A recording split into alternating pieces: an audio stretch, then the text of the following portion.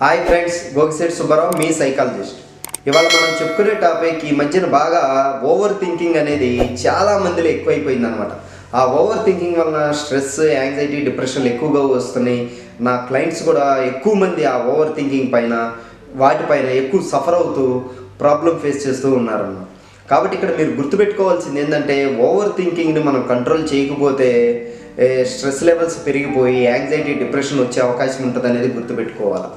ఇక్కడ ఏంటంటే, over thinking అంటే మనం ప్రజెంట్ చేసే పని మీద కాకుండా ప్రజెంట్ ఉన్న టైం, మన చేతిలో ఉన్న టైంని ఉపయోగించుకునే దాని గురించి కాకుండా ఫ్యూచర్లో ఏమవుతుంది, నా ఫ్యామిలీకి నేనేం చేయాలి, ఫ్యామిలీ ఏమైపోతుంది, రిలేషన్షిప్స్ ఏమైపోతాయి, జాబ్ ఏమైపోద్ది, మనీ ఎలా ఎర్న్ చేయాలి, జాబ్ ఎలా చేయాలి, రేపు ఏమవుతుంది, రేపు ఎలా అవుట్పుట్ ఇవ్వాలి, ఇలాంటివన్నీ ఫ్యూచర్లో ఏమవుతుంది, ఇలా ప్రజెంట్ ఉన్న దాని గురించి కాకుండా ఫ్యూచర్ గురించి, మన చేతిలో లేని దాని గురించి, వీటి గురించి ఎక్కువగా ఆలోచించడం వల్ల ఓవర్ థింకింగ్ అనేది పెరిగిపోయి మనం ఇంటికి వెళ్ళిన తర్వాత కూడా రెస్ట్ తీసుకునేటప్పుడు కానీ, నిద్రపోయేటప్పుడు కానీ అవే గుర్తొచ్చి అదే రీకాల్ అవుతూ మన బ్రెయిన్ ఎప్పుడు వాటి గురించి ఆలోచిస్తూ ఉంటుందన్నమాట. అలా ఆలోచించడం వలన స్ట్రెస్ లెవెల్స్ పెరిగిపోయి యాంగ్జైటీ, డిప్రెషన్ వచ్చే అవకాశం ఎక్కువగా ఉంటుందన్నమాట.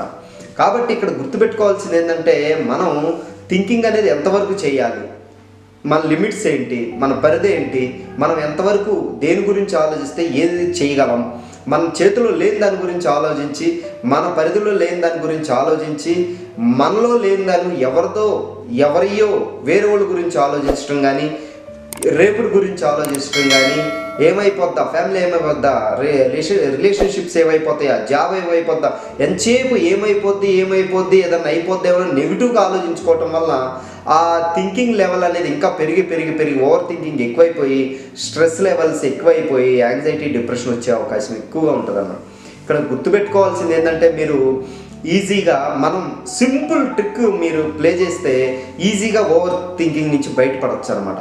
ఓవర్ థింకింగ్ నుంచి బయటపడాలంటే ప్రజెంట్ ఇప్పుడు మనం ఏం వర్క్ చేస్తున్నాం, ఏం జాబ్ చేస్తున్నాం, ఏ బిజినెస్ చేస్తున్నాం, ఈ టైంని ఇప్పుడు నేను దేనికి ఉపయోగించుకోవాలి, ఎలా ఉపయోగించుకోవాలి, ఎప్పుడైతే మనం ప్రజెంట్ దాని మీద ఫోకస్ చేసి ఆలోచించి దానికోసం ఎక్కువ టైం స్పెండ్ చేస్తూ దాని రిజల్ట్ మనం పాజిటివ్గా ఇవ్వగలుగుతాం అనమాట. ఎప్పుడైతే దాని మీద టైం స్పెండ్ చేస్తామో, ఎప్పుడైతే ప్రజెంట్ దాని గురించి ఆలోచిస్తామో, ఎప్పుడైతే చేసే దాని గురించి ఆలోచిస్తామో, అది దాని రిజల్ట్ కూడా మనం పాజిటివ్గా వచ్చి మనం ఇంకా బాగా చేసే అవకాశం ఎక్కువగా ఉంటుంది, మోటివేషన్ ఎక్కువగా ఉంటుంది, ఇంకా బాగా చేయాలని. అంతే తప్ప మనం ప్రజెంట్ ఉన్న దాని గురించి ఆలోచించకుండా రేపు, ఎల్లుండు, నెక్స్ట్ ఇయర్, ఆ ఇయర్ ఏమవుతుంది, ఈ ఒకవేళ ఇది అవ్వదేమో, అది అవుతుందేమో, నెగిటివ్ అవుతుందేమో, నాకు రాదేమో, నేను చేయలేనేమో, నేను ఎలా చూసుకోవాలి నా ఫ్యామిలీని, నేను ఎలా రిలేషన్షిప్ మెయింటైన్ చేయాలి, అందరితో నలుగురిలో నేను ఎలా ఉండాలి, ఇవన్నీ ఎంతసేపు మన చేతిలో లేని దాని గురించి,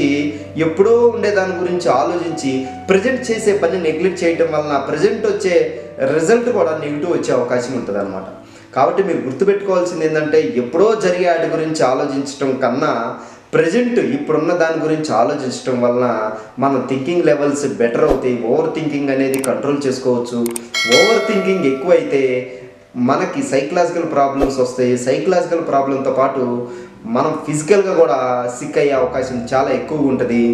దానివల్ల మనం ఏదైనా డైట్ తీసుకున్నా, మనం ఏదైనా మంచిగా హెల్దీ ఫుడ్ తీసుకున్నా కానీ అది కూడా మనకి సరైన డైజెషన్ అవ్వక మనకు దాని నుంచి వచ్చే రిజల్ట్ కూడా నెగిటివ్ వచ్చింది అనేది గుర్తుపెట్టుకోవాలి.